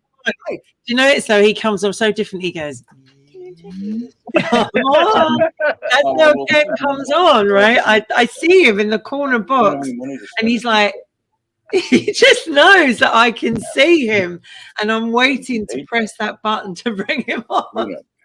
Yeah, I mean, one day it will happen. None of us will be taking no type of medication, me included. Yeah. It's going to happen.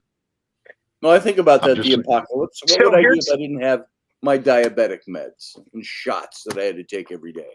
I experience that sometimes because, believe it or not, for having done it for almost 20 years, I still have days where I forget. I forget to take a shot.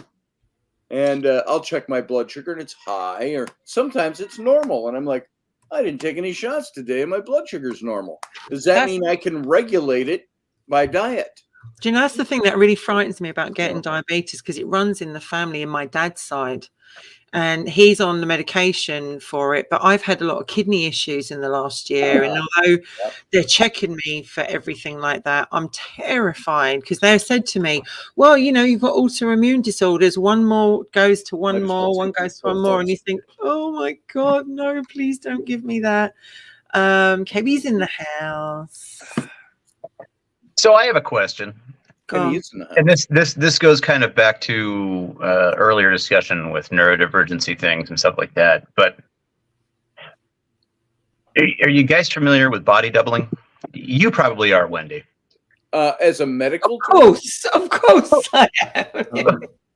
Well, you have the background. No, you by profession and education, you have the background. Jeez, old pair. You know what? Oh God, sometimes you guys. Sometimes I just want to leave here. But I can't. No. But he's addicted and comes back for more. Now, by body doubling, Dude. what are you talking about? I know of body doubles. with like body in movies, they're doubling, like sex stunt people. no, not stunt cocks. The body doubling in terms of having another person there engaged in some sort of similar activity, which, because of proximity and exposure to the behavior, a person will, and typically neurodivergence will kind of align with that other person's behavior. So if you are, with somebody who's studying and you need to study, it is easier to switch gears into studying because you have a body double that you can body double off of them. For me, and this has been a huge challenge for me, and this is more embarrassing probably than the earlier part of talking about what the meds can do. For me, it is very challenging to keep up on the daily normal regimens of life in terms of maintaining a home and things like that without having somebody there as a forcing function, as a body double to do things. And so basically since 2016 or so, I've been on my own. I haven't had like a live-in girlfriend or, a wife, whatever.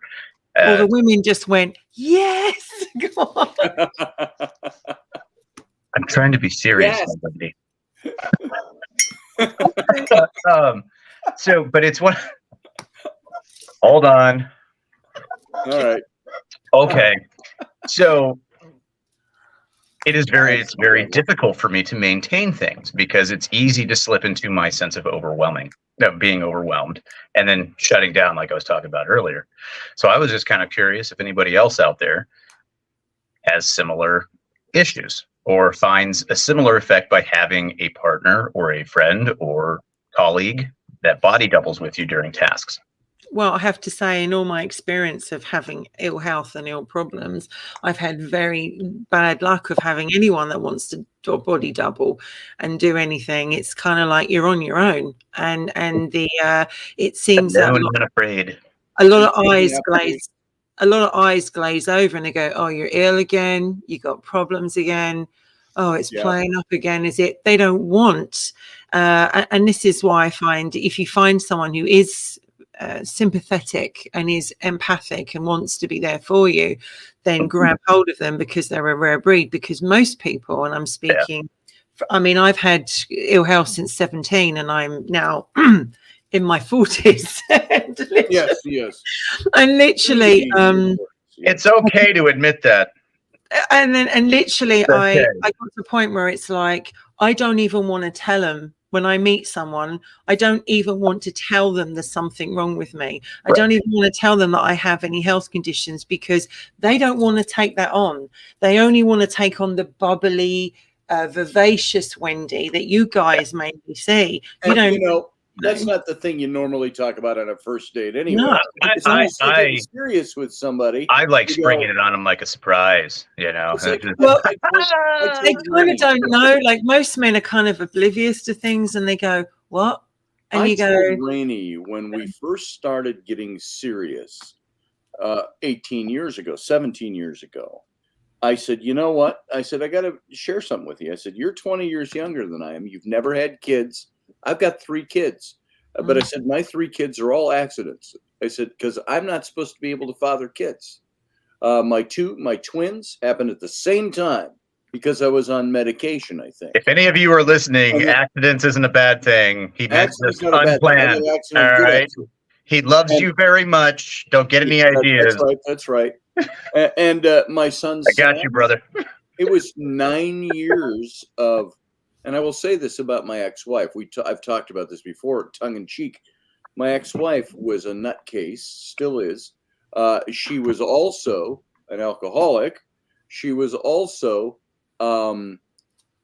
incredibly over-the-top sexual, almost to the point of, you would say, we say this term, we use this term lightly.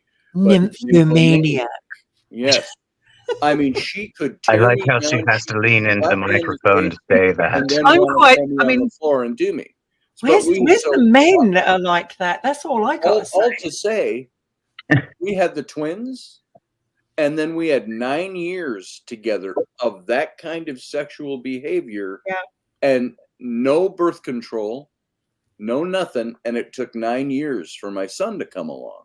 So, and that was during the divorce. My son came along. So, all that to say, I said to Raini, when we're getting serious, when do you start revealing those problems? I said, look, I said, the likelihood of me being able to give you children is probably very slim to none. I said, you've got to think about that. I said, you're a younger woman than me. You've never had children. I said, is this what you want? You may not have children. And of course, what do you do when you're in love and all that? The magic of young love. It's like, oh, I don't care. It's all right. We're good. And lo and behold, within 2 years, became the first. And then 2 shortly followed after. So now we got 3. So now I got 6. But so. I'm not sure I can count that high. It's tough. It's nymphomania anyway. Jason, there's the key. Unless you're Satan. Scotty, what's nymphomania? Because I've yet to meet a man like that. I mean, seriously. I mean, meet a man like what? Who's got nymphomania? I mean, where are these men? So is it that you haven't met any men that aren't like that, or is it that society, because how we look at things, typically, let's face it, men, you listen to how things are talked about today.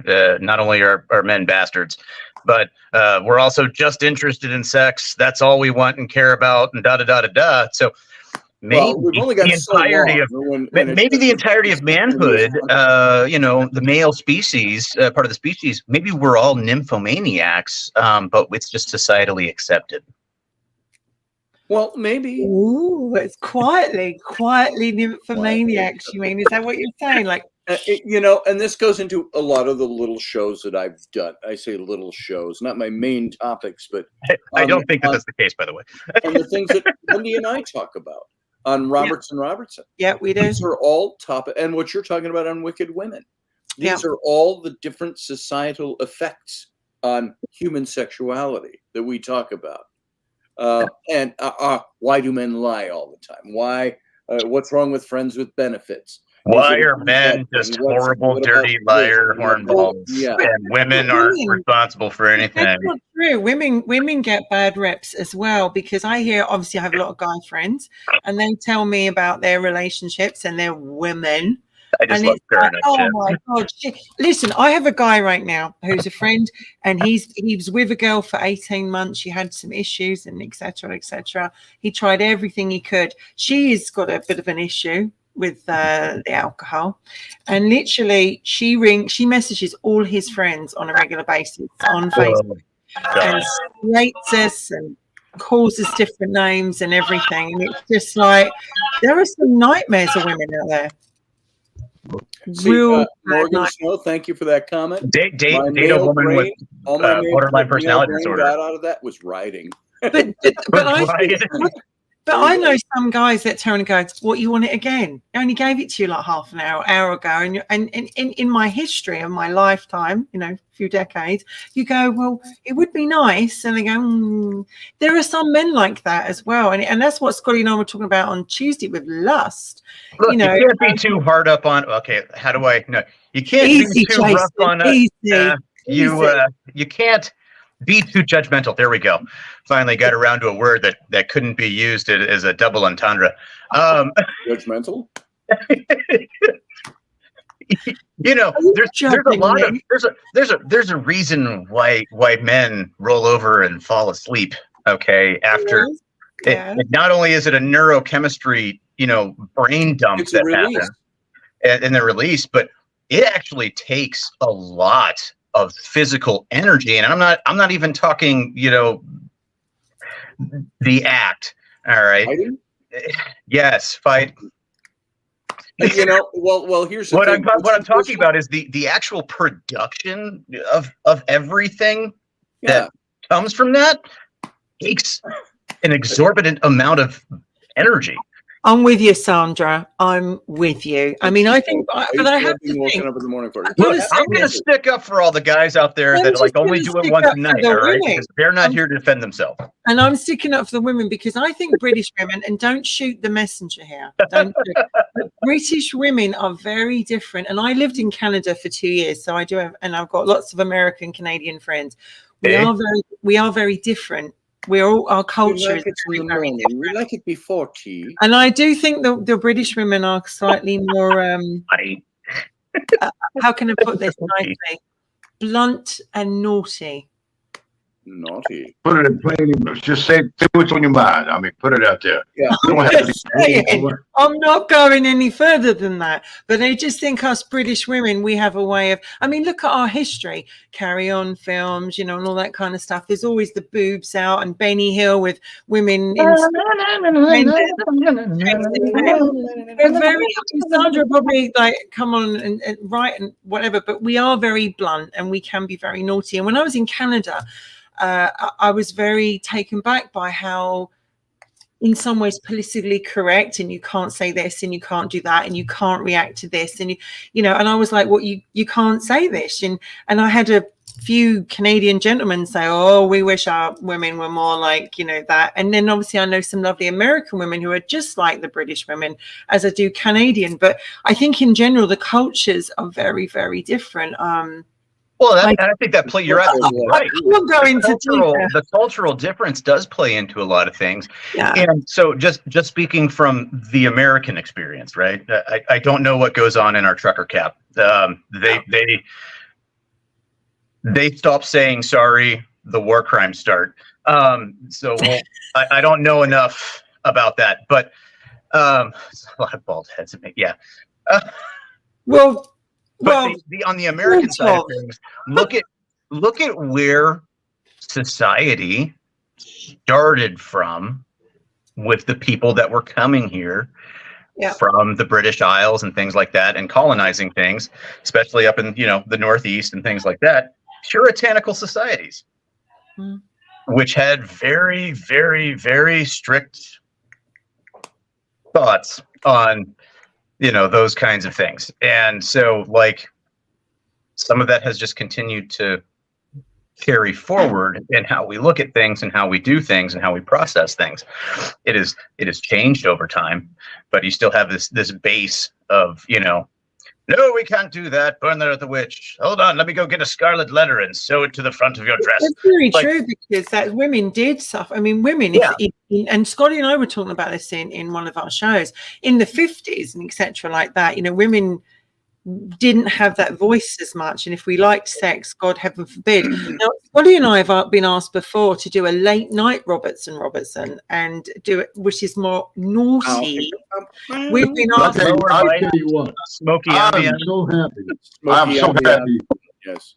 I'm so happy right now that the Speedo King is not watching, because when y'all start talking about the Speedo King, he gets extremely confused. I mean, he does. He gets extremely confused. And I'm just glad and thankful that he's not listening to y'all this morning. Well, see, when I'm over there in the spring, which means it's Wendy going to be and I will do some live late night shows. Because I have to get up extremely early to actually do this show. I have to get up sort of like 4 or 5 in the morning, literally go to sleep and get some sleep and then wake up and do it, because there are things that we'd like to tackle and we've never done it, and from a man or woman thing, and we thought, like, we should do this, we should do some late nights because it would be really good. And also Wicked Women have been talking about the idea of doing Wicked Women XXX, which means we too are later on as well, with more subjects for the ladies perhaps, but it's but I'd love to do that, because I actually think there are so many people out there that have issues, and there's only so much we can cover in the timelines that we are. And I think I'm doing the first one with Scotty, because I'm not going out there doing it on my own. Unless Scotty, I've got to go in first with Scotty. I'll lead you. Take my hand. Because there are some people out there that would just really perv on it, and there are some people out there that would just really want the info, because and Scott and I were talking about it Welcome to the internet. ED, erectile dysfunction, that's a really big cause of a lot of stresses in a lot of relationships, right? But take Scotty's hand. He's going to lead you to the land of pleasure. So make sure you take 2 out of Scotty's hand. Punishment? Is that what he said? The land of pleasure. I do. That's Scotty. I mean, you couldn't take Jerry's hand because he'd be lost, and y'all be walking in circles. But take Scotty's hand. He'll take you to the land of pleasure. Yeah, I'm just saying. I think it'd just be a once a month thing, right? It wouldn't be a regular thing, because if the time difference is just too much. But I'll be like this. That would be perfect. That would be perfect for Scotty. It's got to start 2 or 3 times a week, and then trail off to maybe twice a month, and then once a month. We'll just follow the. Scotty, you got to look at it like this. You got to look at it like this, Scotty. Once a month, you should be happy. Okay. Yes, dear. Well, I think if Scotty does it at midnight, then that will be is that 4 or 5 a.m. your time?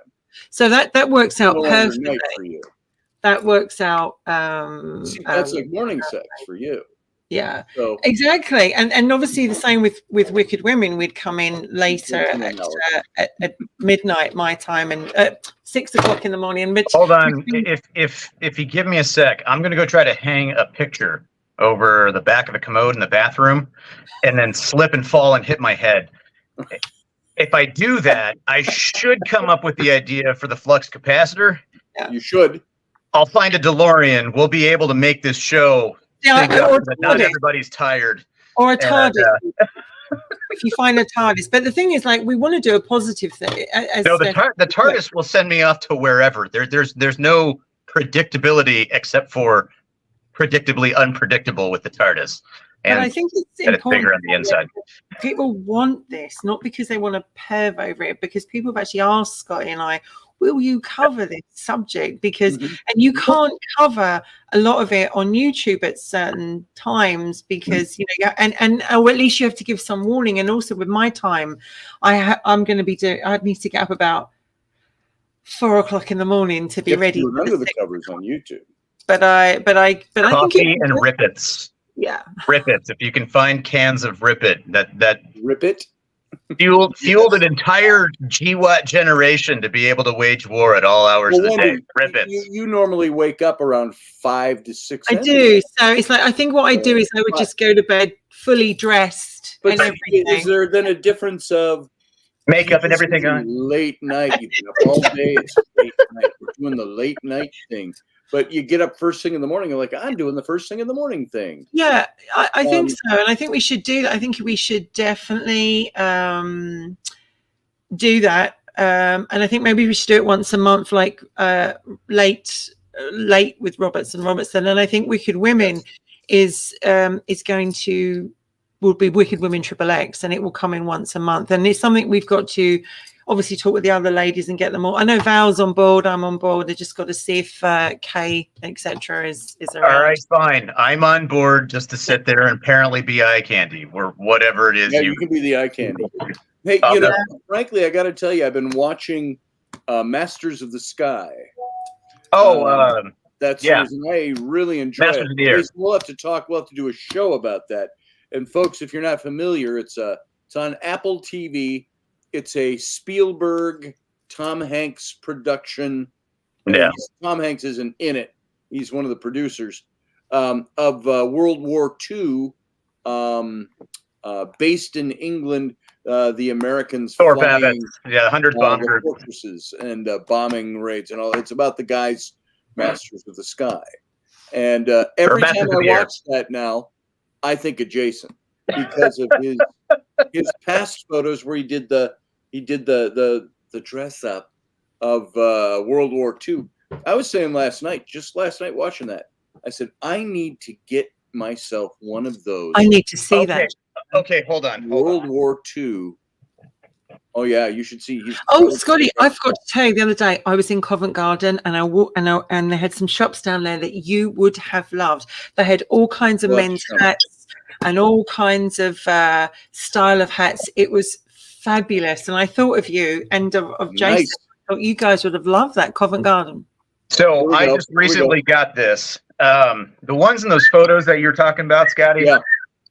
You're clean shaven, so you look more clean shaven, yeah, obviously, and it's they're a much less quality hat. I just recently got this from a guy who makes reproductions of the old Bancroft Flighter. Nice. Which could be rolled up and put into a pocket. So you could take and put your headset over it. They'd throw it in the pocket. And I took off the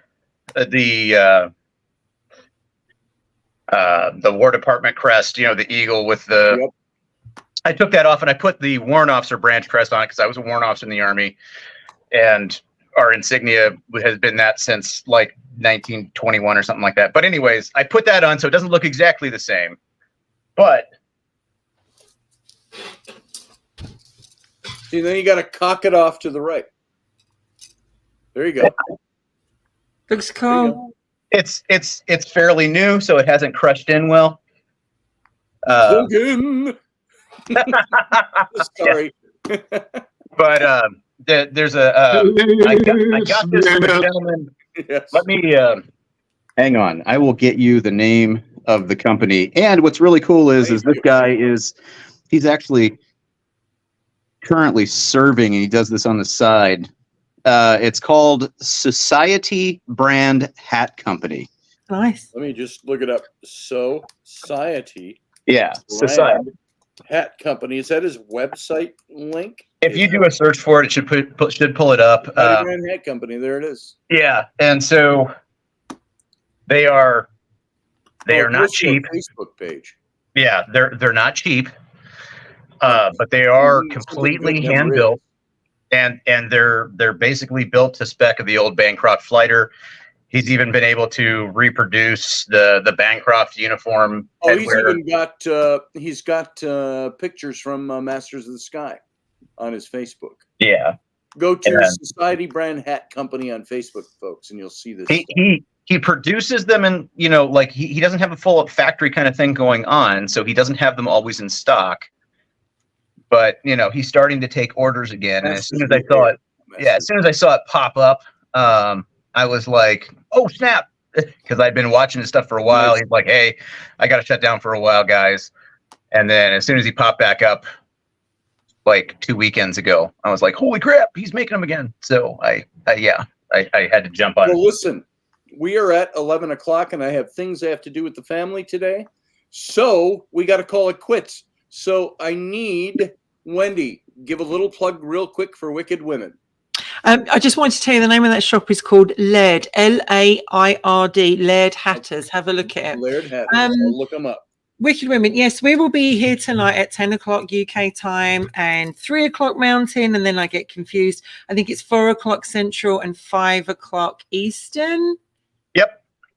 And we're talking about Groundhog Day today. When your life is trapped, you feel stuck, you're fed up with your relationship, you're fed up with your life, you want to move everything on. What do you do? Etc. So we're doing that tonight. We'll be there. The lovely Val will be there, and few other ladies are going to be there as well. And I hope to see all of you there. I know Jason won't let me down. He never has. I may not be, all dressed up or to the nines or anything. He may be doing the full But he'll be there. And Scotty and Ken, obviously, I know Ken will somehow be lurking around somewhere because he always I will try to be there. It's really tough for me on Sunday afternoons because I do. But Val and I will be there, so we look forward to radio during the week. So and I'll be back on Tuesday with my podcaster hubby. That's right. My podcast wifey will be back for Robertson on Tuesday at 4 p.m. Central, 5 p.m. Eastern, 10 p.m. London. Yeah. I can't do that. I just look foolish. So I don't dance well. I look like, a ton of bricks trying to dance. Just do like the truffle shuffle off of Goonies. There it is. Tuesday's a good day because I get to work with Scotty. I get to do stuff with Scotty. It's always fun. Absolutely. That's the best day of the week. See, just remember that when you watch it on Monday, Wednesday, and Friday, the best day of the week is Tuesday. There it is. Ryan. And I will be back Monday, Wednesday, Friday with Intrepid Radio. So we covered Tuesday. We covered tonight. We covered Intrepid Radio. There we go. Yep.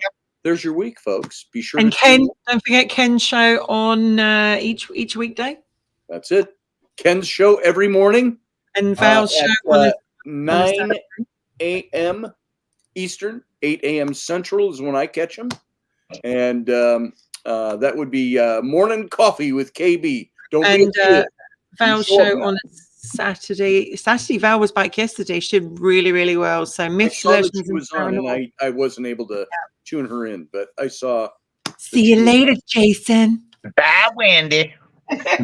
See, this little circle of friends right here, we have no end to being able to plug in somewhere radio wise. We're a team. We're a team. We're a special group of individuals. We are a network. Is what we are. We are an. Yeah, we get on. Sod anyone else, right? we just need to make it a network because we're already an unofficial. Well, I think we should start our own radio. Let's be honest. I think we should because we'll talk to Russ about it. Let's get we'll Russ have rules all in under. That could be fun. Odyssey. That could be fun. Jason, you can bring in the pizza and look gorgeous. Yes, you could bring in the pizza and look gorgeous. Just wear that military hat. Just wear the uniform, please. I just want to see you in that and nothing else at all. I can send you pictures. My day just got Don't made. be so coy. I'm just saying. That's right. That's right. Wendy, we got to get you one of those hats. Oh, do you know, Jason's still waiting for my measurements. I like to keep a man waiting. You know me, Scotty. I like to keep them waiting. But I mean, Jason's been waiting for them for a while. So Well, I'll be completely honest. You're going to have plenty of time to wait because now I'm going to be making you wait because I'm going through the whole move process and pack up thing. That's So, all right. 'Cause I'll just be hanging around waiting. Jason, you're just going to have to go over there and get the measurements yourself. Come on down, Jason. Come Hold on. on, let me go pay a few grand in flights and A hotels little and knock other at the things. door. Listen, And it Just won't to, even just to get a cloth measuring tape around someone's head. Yeah. It doesn't cost that much. It's about £600 for a flight, and I'll even It's put you not up on bad. the sofa It's not for bad right free. now, Jason. So There's a sofa. 600 quid. 600 quid. That 600 works quid. out for what? Like 800 US. And there's even a sofa and a put-up bed. So look, you don't even have to pay out. I will in a month. Maybe in a month we'll get that. Duly noted. Jay and Ken's face. What? Here, before we go, I'm going to look right now from, where are you? North Dakota. Yeah. No, Jesus. North See, Dakota. Jason, to it's London. leaving on a jet Let's just see. plane. London We've got a fares- flame out on the London number 4 fares engine. Just dropped the 2024 cheapest offers. Let's just see what they're saying here. Oh my God. That's actually pretty good. UK, $329. Okay, hold on. Where does that originate from, though? I'm looking at ASAP tickets. Now that might be that's a round trip from, let's see, what's your airport? That would be GFK. GSK. Golf. Yeah. Okay, you got it. To GS is in Scott, right? And to what's London? Heathrow. Well, you've got Gatwick or Heathrow.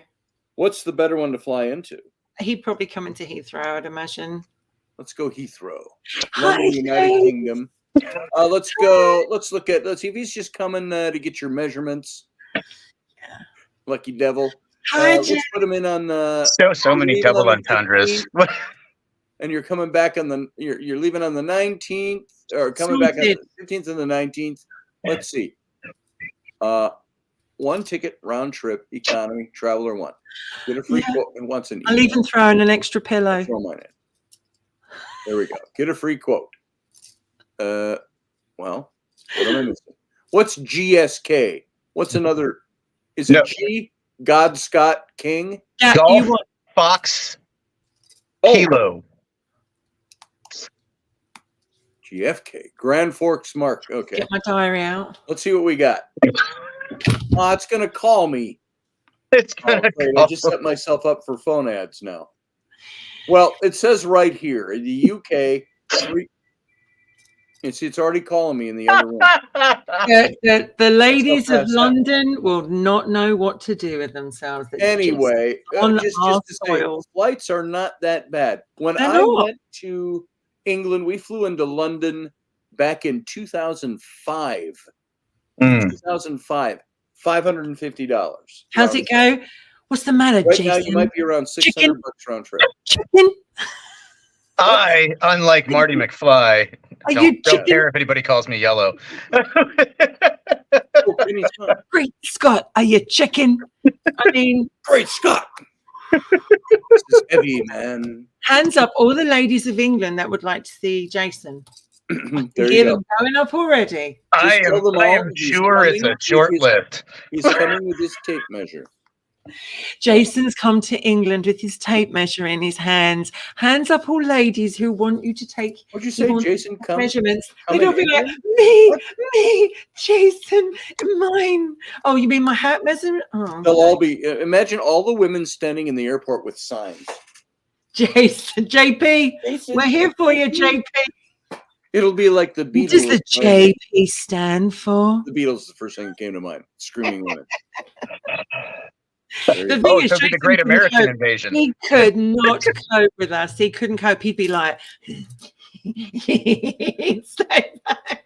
There it is. Scotty There it be is. in his element. He would be in his element. I'd He'd be. be like, ladies. Thank you. I'd probably be like, oh, look, there's a ferry to Ireland. I'm just gonna go ahead and hop on that and No, go no. across the Irish You have- Sea. You have Good to go. come to the mother country first. Gonna go. The mother country. No. See, Jason. It would be, How'd we'd you be know I was walking- Scots Irish? You walk through the airport and you go, oh, hello. Oh, yes. Thank you. Yeah, Jason be there. We'd have a little sign up going, we're here, Jay. We're They're here, calling me JP. again. Honestly, if you don't, and then nobody finds me because I'm just hanging out in the duty free, hiding, no That's right. excuses. It's too expensive. peering not over hard. the stacks of bottles of whiskey. No. Okay, this has been the long goodbye. I got to get out of here. All right, you guys. All right. Wendy, love you. Maybe Love see you you too. later today. If not, I'll talk to you soon. See you later. Be good, y'all. Jason, good to see you, brother. As always. Likewise. Have a fun day. Everybody else, thank you for being here. Thanks for being part of the show. And we will see you again tomorrow night. Get over to Wendy's show at 4 p.m. Central, 5 p.m. Eastern, 10 p.m. London time. And that's it. We'll see you later. Live long and prosper.